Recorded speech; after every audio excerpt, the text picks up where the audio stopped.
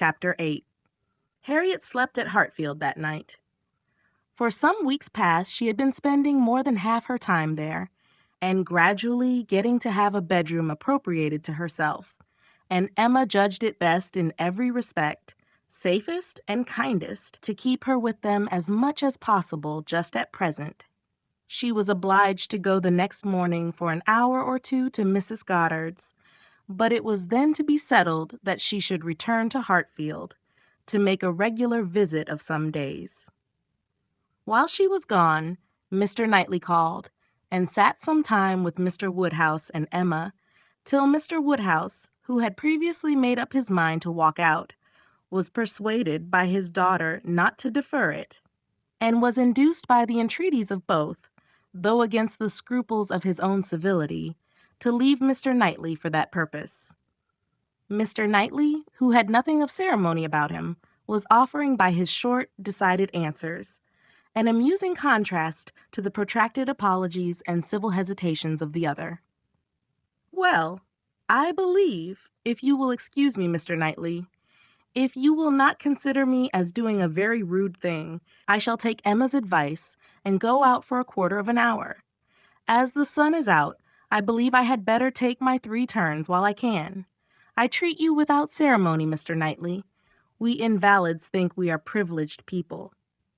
My dear sir, do not make a stranger of me.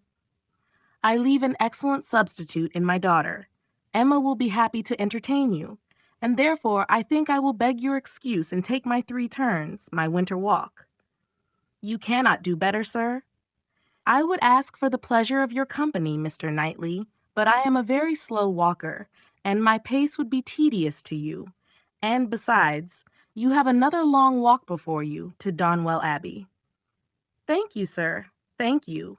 I am going this moment myself, and I think the sooner you go the better.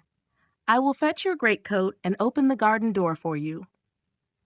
Mr. Woodhouse at last was off, but Mr. Knightley, instead of being immediately off likewise, sat down again, seemingly inclined for more chat. He began speaking of Harriet, and speaking of her with more voluntary praise than Emma had ever heard before. "I cannot rate her beauty as you do," said he, "but she is a pretty little creature, and I am inclined to think very well of her disposition. Her character depends upon those she is with, but in good hands she will turn out a valuable woman." "I am glad you think so, and the good hands, I hope, may not be wanting." "Come," said he, "you are anxious for a compliment, so I will tell you that you have improved her. You have cured her of her schoolgirl's giggle. She really does you credit." "Thank you. I should be mortified indeed if I did not believe I had been of some use, but it is not everybody who will bestow praise where they may. You do not often overpower me with it." "You are expecting her again, you say, this morning?" "Almost every moment. She has been gone longer already than she intended." "Something has happened to delay her. Some visitors, perhaps." "Highbury gossips, tiresome wretches." "Harriet may not consider everybody tiresome that you would." Emma knew this was too true for contradiction, and therefore said nothing. He presently added with a smile, "I do not pretend to fix on times or places, but I must tell you that I have good reason to believe your little friend will soon hear of something to her advantage." "Indeed, how so? Of what sort?" "A very serious sort, I assure you," still smiling. "Very serious. I can think of but one thing. Who is in love with her? Who makes you their confidant?" Emma was more than half in hopes of Mr. Elton's having dropped a hint. Mr. Knightley was a sort of general friend and adviser, and she knew Mr. Elton looked up to him. "I have reason to think," he replied, "that Harriet Smith will soon have an offer of marriage, and from a most unexceptionable quarter. Robert Martin is the man. Her visit to Abbey Mill this summer seems to have done his business. He is desperately in love and means to marry her." "He is very obliging," said Emma, "but is he sure that Harriet means to marry him?" Well, means to make her an offer then. Will that do?" "He came to the Abbey 2 evenings ago on purpose to consult me about it. He knows I have a thorough regard for him and all his family, and I believe considers me as one of his best friends. He came to ask me whether I thought it would be imprudent in him to settle so early, whether I thought her too young, in short, whether I approved his choice altogether, having some apprehension perhaps of her being considered, especially since you're making so much of her, as in a line of society above him. I was very much pleased with all that he said. I never hear better sense from anyone than Robert Martin. He always speaks to the purpose, open, straightforward, and very well judging. He told me everything, his circumstances and plans, and what they all propose doing in the event of his marriage. He is an excellent young man, both as son and brother. I had no hesitation in advising him to marry. He proved to me that he could afford it, and that being the case, I was convinced he could not do better. I praised the fair lady too, and altogether sent him away very happy. If he had never esteemed my opinion before, he would have thought highly of me then, and, I dare say, left the house thinking me the best friend and counselor man ever had. This happened the night before last. Now, as we may fairly suppose, he would not allow much time to pass before he spoke to the lady, and as he does not appear to have spoken yesterday, it is not unlikely that he should be at Mrs. Goddard's today, and she may be detained by a visitor, without thinking him at all a tiresome wretch. "Pray, Mr. Knightley," said Emma, who had been smiling to herself through a great part of this speech, "how do you know that Mr. Martin did not speak yesterday?" "Certainly," replied he, surprised, "I do not absolutely know it, but it may be inferred. Was not she the whole day with you?" "Come," said she, "I will tell you something in return for what you have told me. He did speak yesterday, that is, he wrote, and was refused." This was obliged to be repeated before it could be believed, and Mr. Knightley actually looked red with surprise and displeasure as he stood up in tall indignation and said, "Then she is a greater simpleton than I ever believed her. What is the foolish girl about?" "Oh, to be sure," cried Emma, "it is always incomprehensible to a man that a woman should ever refuse an offer of marriage. A man always imagines a woman to be ready for anybody who asks her." "Nonsense. A man does not imagine any such thing. But what is the meaning of this? Harriet Smith refuse Robert Martin? Madness, if it is so, but I hope you are mistaken. I saw her answer. Nothing could be clearer. You saw her answer. You wrote her answer too. Emma, this is your doing. You persuaded her to refuse him." "And if I did, which, however, I am far from allowing, I should not feel that I had done wrong. Mr. Martin is a very respectable young man, but I cannot admit him to be Harriet's equal, and am rather surprised indeed that he should have ventured to address her. By your account, he does seem to have had some scruples. It is a pity that they were ever got over." "Not Harriet's equal," exclaimed Mr. Knightley loudly and warmly, and with calmer asperity added, a few moments afterwards, "No, he is not her equal indeed, for he is as much her superior in sense as in situation. Emma, your infatuation about that girl blinds you. What are Harriet Smith's claims, either of birth, nature, or education, to any connection higher than Robert Martin? She is the natural daughter of nobody knows whom, with probably no settled provision at all, and certainly no respectable relations. She is known only as parlor boarder at a common school. She is not a sensible girl, nor a girl of any information. She has been taught nothing useful, and is too young and too simple to have acquired anything herself.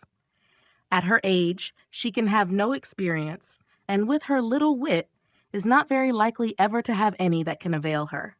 She is pretty, and she is good-tempered, and that is all. My only scruple in advising the match was on his account, as being beneath his deserts, and a bad connection for him.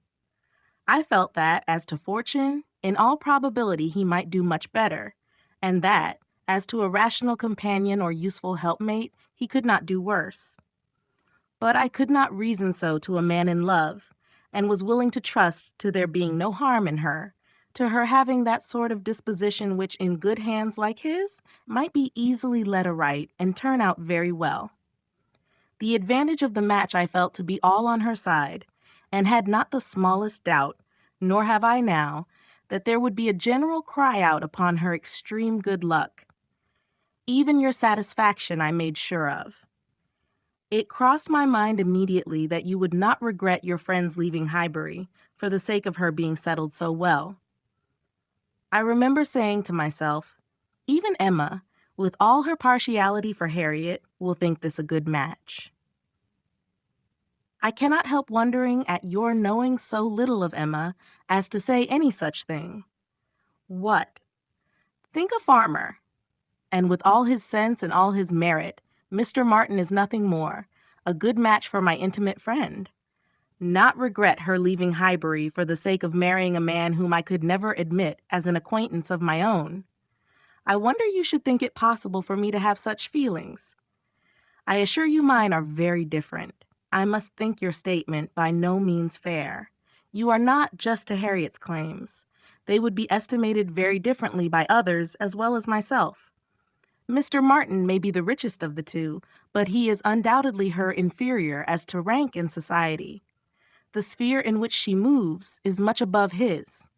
It would be a degradation to illegitimacy and ignorance, to be married to a respectable, intelligent gentleman farmer. As to the circumstances of her birth, though in a legal sense she may be called nobody, it will not hold in common sense. She is not to pay for the offense of others by being held below the level of those with whom she is brought up. There can scarcely be a doubt that her father is a gentleman, and a gentleman of fortune. Her allowance is very liberal.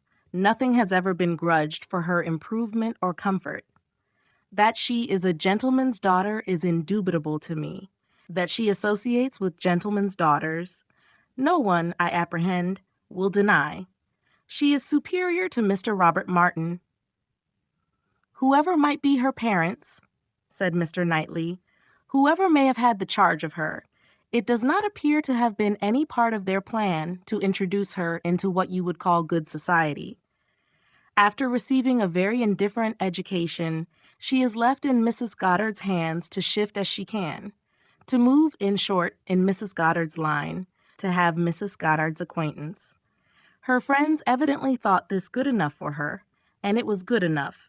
She desired nothing better herself. Till you chose to turn her into a friend, her mind had no distaste for her own set, nor any ambition beyond it. She was as happy as possible with the Martins in the summer. She had no sense of superiority then. If she has it now, you have given it. You have been no friend to Harriet Smith, Emma. Robert Martin would never have proceeded so far if he had not felt persuaded of her not being disinclined to him. I know him well. He has too much real feeling to address any woman on the haphazard of selfish passion. And as to conceit, he is the farthest from it of any man I know. Depend upon it, he had encouragement. It was most convenient to Emma not to make a direct reply to this assertion. She chose rather to take up her own line of the subject again. You are a very warm friend to Mr. Martin, but as I said before, are unjust to Harriet. Harriet's claims to marry well are not so contemptible as you represent them. She is not a clever girl, but she has better sense than you are aware of, and does not deserve to have her understanding spoken of so slightingly. Waiving that point, however, and supposing her to be, as you describe her, only pretty and good-natured, let me tell you that in the degree she possesses them, they are not trivial recommendations to the world in general, for she is, in fact, a beautiful girl, and must be thought so by 99 people out of 100. Until it appears that men are much more philosophic on the subject of beauty than they are generally supposed, till they do fall in love with well-informed minds instead of handsome faces. A girl with such loveliness as Harriet has a certainty of being admired and sought after, of having the power of choosing from among many, consequently a claim to be nice. Her good nature, too, is not so very slight a claim, comprehending, as it does, real thorough sweetness of temper and manner, a very humble opinion of herself, and a great readiness to be pleased with other people. I am very much mistaken if your sex in general would not think such beauty and such temper the highest claims a woman could possess. Upon my word, Emma, to hear you abusing the reason you have is almost enough to make me think so too. Better be without sense than misapply it as you do. To be sure, cried she playfully. I know that is the feeling of you all. I know that such a girl as Harriet is exactly what every man delights in, what at once bewitches his senses and satisfies his judgment. Oh, Harriet may pick and choose. Were you yourself ever to marry, she is the very woman for you.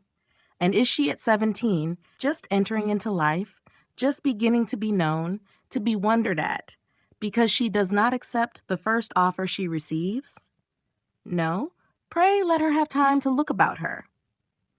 I have always thought it a very foolish intimacy, said Mr. Knightley presently, though I have kept my thoughts to myself. But I now perceive that it will be a very unfortunate one for Harriet. You will puff her up with such ideas of her own beauty and of what she has a claim to, that, in a little while, nobody within her reach will be good enough for her. Vanity working on a weak head produces every sort of mischief. Nothing so easy as for a young lady to raise her expectations too high. Miss Harriet Smith may not find offers of marriage flow in so fast, though she is a very pretty girl. Men of sense, whatever you may choose to say, do not want silly wives. Men of family would not be very fond of connecting themselves with a girl of such obscurity, and most prudent men would be afraid of the inconvenience and disgrace they might be involved in when the mystery of her parentage came to be revealed. Let her marry Robert Martin, and she is safe, respectable, and happy forever. But if you encourage her to expect to marry greatly, and teach her to be satisfied with nothing less than a man of consequence and large fortune, she may be a parlor boarder at Mrs. Goddard's all the rest of her life, or at least, for Harriet Smith is a girl who will marry somebody or other till she grow desperate and is glad to catch at the old writing master's son. We think so very differently on this point, Mr. Knightley, that there can be no use in canvassing it. We shall only be making each other more angry. But as to my letting her marry Robert Martin, it is impossible. She has refused him, and so decidedly, I think, as must prevent any second application. She must abide by the evil of having refused him, whatever it may be. And as to the refusal itself, I will not pretend to say that I might not influence her a little, but I assure you there was very little for me or for anybody to do.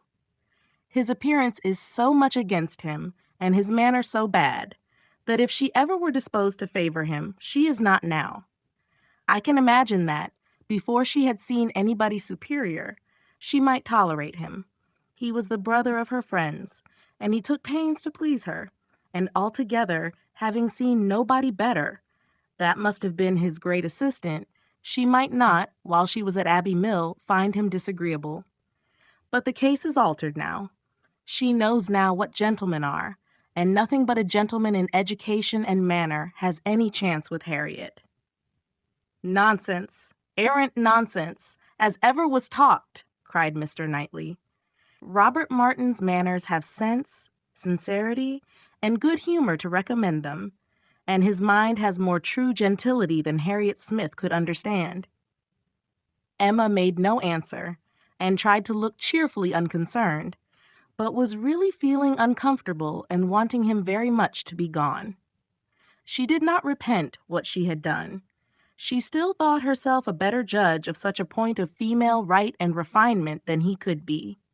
But yet she had a sort of habitual respect for his judgment in general, which made her dislike having it so loudly against her, and to have him sitting just opposite to her in angry state was very disagreeable. Some minutes passed in this unpleasant silence, with only one attempt on Emma's side to talk of the weather, but he made no answer. He was thinking. The result of his thoughts appeared at last in these words. Robert Martin has no great loss. if he can but think so, and I hope it will not be long before he does. Your views for Harriet are best known to yourself, but as you make no secret of your love of matchmaking, it is fair to suppose that views and plans and projects you have. And as a friend, I shall just hint to you that if Elton is the man, I think it will be all labor in vain." Emma laughed and disclaimed. He continued, "Depend upon it, Elton will not do. Elton is a very good sort of man, and a very respectable vicar of Highbury, but not at all likely to make an imprudent match. He knows the value of a good income as well as anybody. Elton may talk sentimentally, but he will act rationally. He is as well acquainted with his own claims as you can be with Harriet's. He knows that he is a very handsome young man and a great favorite wherever he goes. And from his general way of talking in unreserved moments, when there are only men present, I am convinced that he does not mean to throw himself away. I have heard him speak with great animation of a large family of young ladies that his sisters are intimate with, who have all £20,000 apiece." "I am very much obliged to you," said Emma, laughing again. "If I had set my heart on Mr. Elton's marrying Harriet, it would have been very kind to open my eyes, but at present I only want to keep Harriet to myself. I have done with matchmaking indeed. I could never hope to equal my own doings at Randall's. I shall leave off while I am well." "Good morning to you," said he, rising and walking off abruptly. He was very much vexed. He felt the disappointment of the young man, and was mortified to have been the means of promoting it by the sanction he had given, and the part which he was persuaded Emma had taken in the affair was provoking him exceedingly. Emma remained in a state of vexation too, but there was more indistinctness in the causes of hers than in his. She did not always feel so absolutely satisfied with herself, so entirely convinced that her opinions were right and her adversaries wrong, as Mr. Knightley. He walked off in more complete self-approbation than he left for her. She was not so materially cast down, however, but that a little time and the return of Harriet were very adequate restoratives. Harriet staying away so long was beginning to make her uneasy. The possibility of the young man's coming to Mrs. Goddard's that morning and meeting with Harriet and pleading his own cause gave alarming ideas.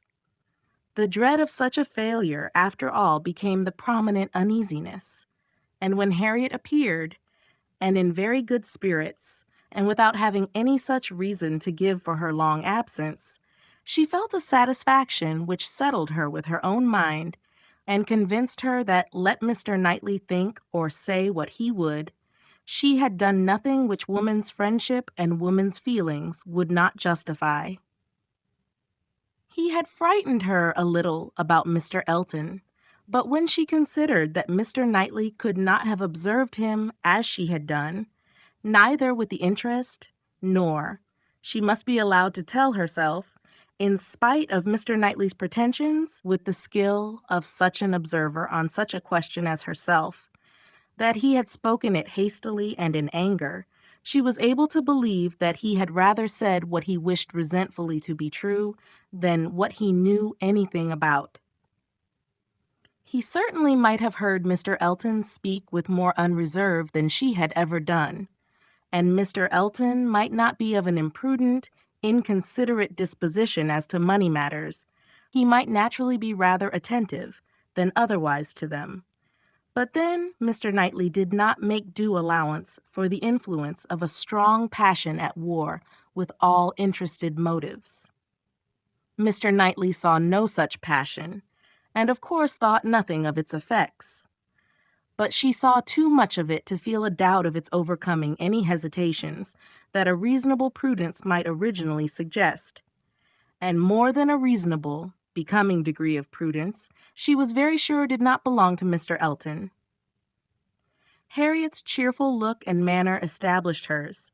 She came back, not to think of Mr. Martin, but to talk of Mr. Elton. Miss Nash had been telling her something, which she repeated immediately with great delight. Mr. Perry had been to Mrs. Goddard's to attend a sick child, and Miss Nash had seen him, and he had told Miss Nash that as he was coming back yesterday from Clayton Park, he had met Mr. Elton and found to his great surprise that Mr. Elton was actually on his road to London and not meaning to return till the morrow, though it was the whist club night, which he had been never known to miss before. And Mr. Perry had remonstrated with him about it, and told him how shabby it was in him, their best player, to absent himself, and tried very much to persuade him to put off his journey only one day. But it would not do. Mr. Elton had been determined to go on, and had said in a very particular way indeed, that he was going on business which he would not put off for any inducement in the world, and something about a very enviable commission, and being the bearer of something exceedingly precious. Mr. Perry could not quite understand him, but he was very sure there must be a lady in the case, and he told him so, and Mr. Elton only looked very conscious and smiling, and rode off in great spirits. Miss Nash had told her all this, and had talked a great deal more about Mr. Elton, and said, looking so very significantly at her, that she did not pretend to understand what his business might be, but she only knew that any woman whom Mr. Elton could prefer, she should think the luckiest woman in the world. For, beyond a doubt, Mr. Elton had not his equal for beauty or agreeableness.